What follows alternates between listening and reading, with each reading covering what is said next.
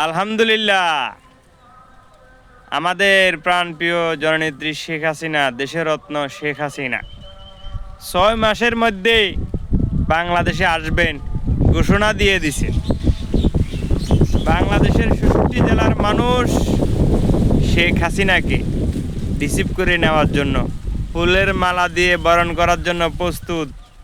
BNP জামাতের রাজাকারের বাচ্চারা, তোরা শুধু চেয়ে চেয়ে থাকবি, আর শেখ হাসিনা যেদিন বাংলার মাটিতে পা দিবে সেই দিন 2024 5ই আগস্টের পর যত অপকর্ম করছস, যত আকাম কুকাম করছস, সবগুলোর বিচার হবে ইনশাল্লাহ, বিচার হবে ইনশাল্লাহ। কাউকে ছাড় দেওয়া হবে না, কাউকে ছাড় দেওয়া হবে না ইনশাল্লাহ। জয় বাংলার সৈনিকরা, প্রস্তুত হয়ে যাও, প্রস্তুত হয়ে যাও, মাথা উঁচু করে দাঁড়াও, মাথা উঁচু করে দাঁড়াও। নেত্রী বলেছেন মাথা উঁচু করে দেশে ফিরবে। আমরা